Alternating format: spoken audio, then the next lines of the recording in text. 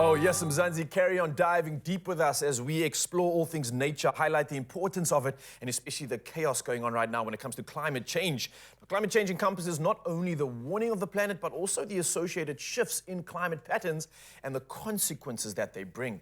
Now, this morning, we're going to be taking a look at 4 drastic weather events that happened abroad that researchers believe are connected to climate change, right? So we've got Robin Hills here. She is the head of programs for Food and Trees for Africa, someone that has insight into the consequences of climate change right now and how it's affecting us as human beings, as well as the habitat that we are residing in. So, Robin, good morning. How are you doing? I'm good. I'm excited to be here. It's pretty cool to be able to talk about this in live TV, right? It's really important. This is the conversation we need to be having. Yes. So let's dive straight into it. We've got 4 different topics of weather events that are literally crazy right now and very unusual. Let's start off with Antarctica. Low ice levels. We've maybe heard of warnings of this in the past.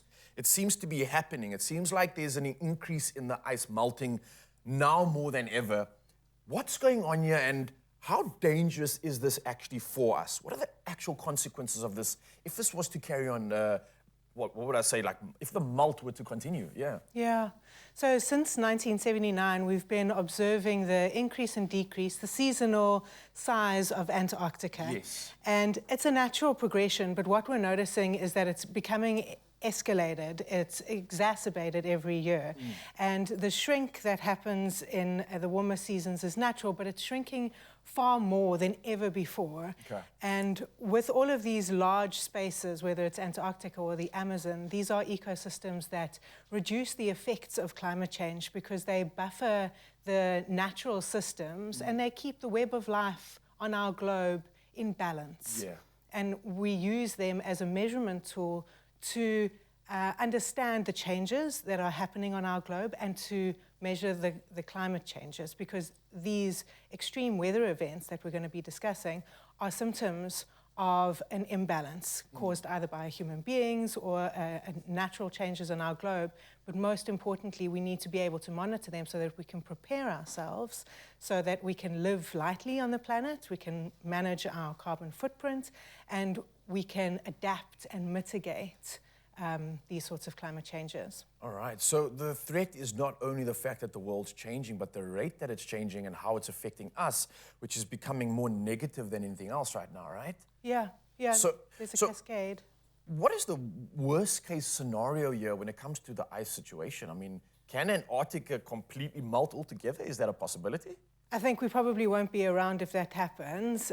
What's happening now and what we're seeing is a displacement of coastal communities and the salination of coastal areas. So where people used to be able to grow vegetables and farm, all of those areas like mangrove ecosystems are changing, which means that the migration of human beings around the planet and the strain on our natural resources and the consequent strain on politics and governments and resource management means that we're going to suffer, and vulnerable communities, marginalized communities like women in rural areas are going to be negatively affected to such an extent that it's going to create pressure on our entire system, because fundamentally we rely on all ecosystem services. Our planet and our habitats are very vulnerable to these sorts of tiny changes. 100%. And it's so crazy how something on the opposite side of the world can affect you right here. Something like mangrove forests, how important they are for life on Earth especially. Let's move on from some of the crazy things that are happening from the cold. Let's go to the polarity of heat right now. And Europe is really suffering. There was a heat wave in 2023. This was in July, I believe. And the temperatures we are talking about are pretty unusual for these areas. What sort of temperatures were we kind of reaching? And why is this so unusual for European areas in general? Well, a lot of the temperatures we're seeing are happening earlier, so we're not prepared, whether we're in cities or rural areas, and people are not prepared, which means that we get caught off guard and there are very serious health detriments to that.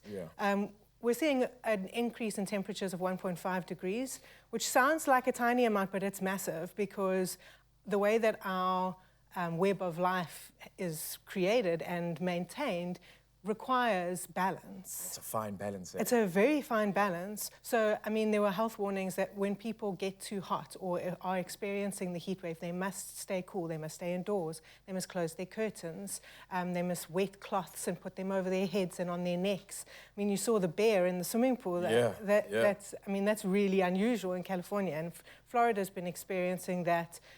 Whether it's the floods in Durban, these are all extreme weather events caused by climate change that we need to prepare for. Yeah. And we can. There are incredible resilient ways that we can adapt, and there are incredible activities that human beings are already doing to mitigate those. We're not going to halt the change. Yeah. I've seen interesting things like in Japan, especially where they have these storm warnings that have just been introduced for tsunamis as well and certain things. And speaking of, I see obviously Mawai had a massive tropical storm which has affected a lot of the region right now. And this again is something that's a little bit uncommon in terms of the extent that they're experiencing right now. And much the same for not only these storms, but if you go to the polarity of that, the wildfires in Canada, as example, are also something that has been absolutely crazy. It's devastating an entire nation. Is this again associated with climate change, or was this a human error? It's a symptom of climate change. So we're seeing more extreme weather events as a consequence to our global warming. When our oceans increase in temperature, it changes the global climate system. So Mawar was early, and it was a much bigger storm than we've ever seen in that Filipino area. No one was ready for it. No, and it displaces people. It causes all sorts of waterborne diseases.